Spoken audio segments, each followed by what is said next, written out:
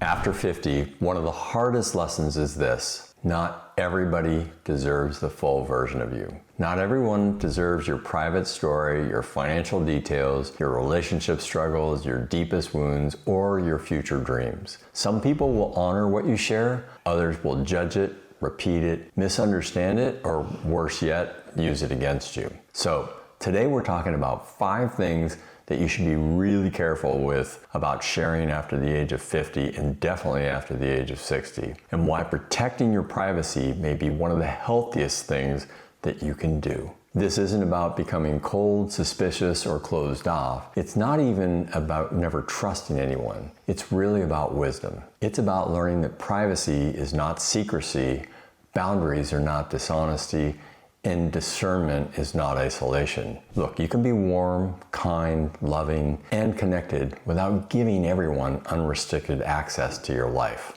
Welcome to the UnRetired, where you're not done, but you're finally doing what you want. If this is the kind of retirement discussions that you want to have, please don't forget to like this video and subscribe. It helps us build the community.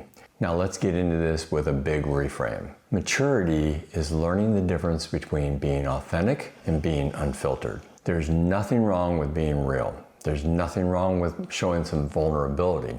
In fact, the right kind of vulnerability with the right people can be healing and deeply connecting in relationships. But after the age of 50, and as you get older in your 60s and 70s, your energy becomes way more valuable. Your peace becomes more valuable. Your reputation, relationships, financial security, and mental clarity, they become more valuable. And oversharing can become emotional clutter that you no longer need. You do not owe everybody the full story of your life. So let's get into this list of things that you shouldn't share after the age of 50. The first thing is to be very careful of sharing your financial details. And this matters especially in the retirement years. After 50, people are preparing for retirement, they're downsizing, they may be inheriting money, they're supporting adult children or paying off homes, managing investments, collecting Social Security even, or even living on fixed income. Money becomes way more personal, more sensitive, and sometimes very complicated.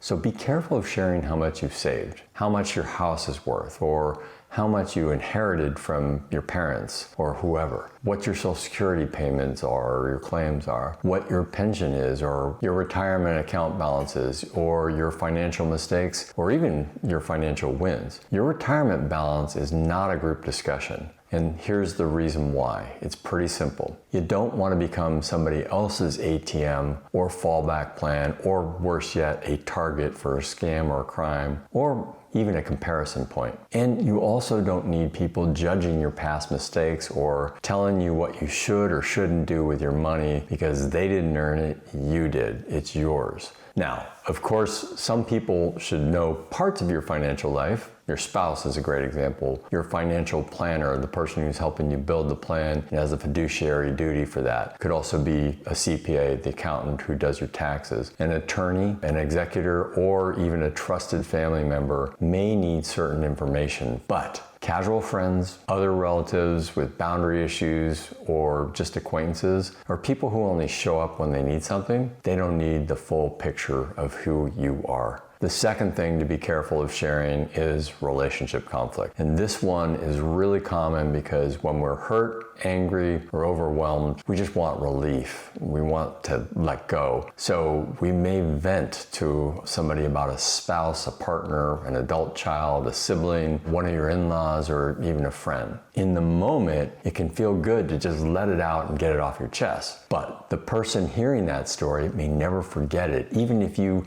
already forgave the situation and you moved on and kind of forgot about it. Look, in even the most intimate relationships, you may forgive your spouse by Friday, but your friend may still be angry at them 5 years later because you told them something that was just in the heat of the moment. And that's because when you share relationship conflict, you're usually sharing just one emotional snapshot and not the full movie. The listener hears your pain. They don't see the history, the love, the repair, the context, the good moments, or even the complexity of a relationship that you're discussing. And if they care about you, they may take your side permanently, even if you weren't justified in having anything more than just an ear to lean on.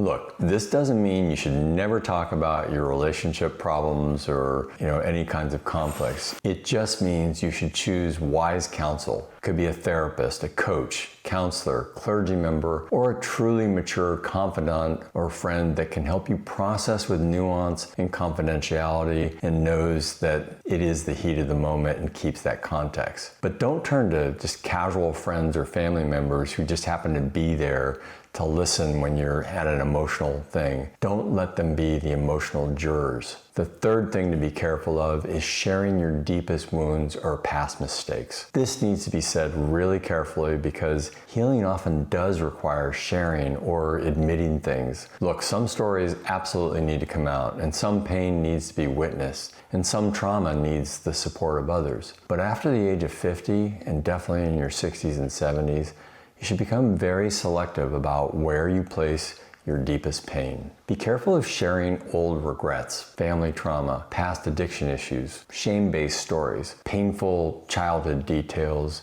dumb financial mistakes, or mistakes that you've outgrown and personal failures that you've already learned from and moved on from. Some stories deserve healing spaces, but not necessarily casual audiences. The right friend, the right therapist, a support group, a recovery group, a trusted spouse, or, as I said, a really mature friend who understands the full context of the whole situation or your life, they can be a blessing. But the wrong person, particularly a casual acquaintance that you don't know that well, or an undependable friend, they may freeze you in that old version of yourself, and they may keep seeing you through the lens of what you survived rather than who you were becoming. And one of the great gifts of the second half of life is that you are allowed to grow beyond your old story. You're allowed to reinvent yourself. You're allowed to become somebody completely new. Do not hand your most vulnerable chapters to people who will keep rereading them back to you and sticking you in that box and never letting you out. So at this point, let me ask you, have you ever shared something just too personal with the wrong person and then later regretted it? Drop your experience in the comments if you're comfortable with it. I read every one of these, and I guarantee you your story is probably going to help somebody else realize that they're not alone in making a mistake like that. And your experience may also offer some wisdom in how to get out of a situation or move past it. All right, the fourth thing to be careful is sharing your future plans before they've kind of taken root or taken shape or form. And this is especially important after 50 because this is when many people start reimagining their lives. You may want to reinvent yourself. You move somewhere, travel, start a business, launch a YouTube channel, date again, write a book, go back to school, retire abroad, even downsize, buy an RV, or take a major adventure. But these are new dreams, and sometimes these dreams are fragile. Maybe you haven't made up your mind completely yet. So be careful who you let breathe on them. If you tell the wrong person too early, you may get fear, jealousy, projection, sarcasm, or worse, unsolicited advice. For example, you might say, I want to start a YouTube channel, and then people look at you and say, at your age? That literally happened to me. People thought I was nuts when I said I wanted to get on YouTube. Other things, you might say, I want to move overseas, and then they immediately list every possible thing that could go wrong. You also might say something like, hey, I want to retire early, and then they project their own fear onto your plan and say, oh, you're never going to have enough money, you should keep working forever. Some people are not responding to your dream. They're just responding to their own limitations and fears. And if you're not careful, they may talk you out of something that could become one of the best chapters of your life. Now, that doesn't mean that you should never ask for advice or talk about things that you want to do. It just means you should ask the right people and tell the right people. Share plans with people who are going to be constructive, experienced, supportive, and honest. People who might challenge you, but without crushing you. And sometimes the best move is to start quietly at first, feel somebody out, and then share once the dream has a little bit more momentum, or they're giving you the feedback that says, hey, they're going to be supportive of you, or they're going to ask the right questions that help you shape and form what that dream actually is. The fifth thing to be careful of sharing is your resentments, grudges, and private judgments. Look, after 50, carrying resentment is already heavy enough. Broadcasting it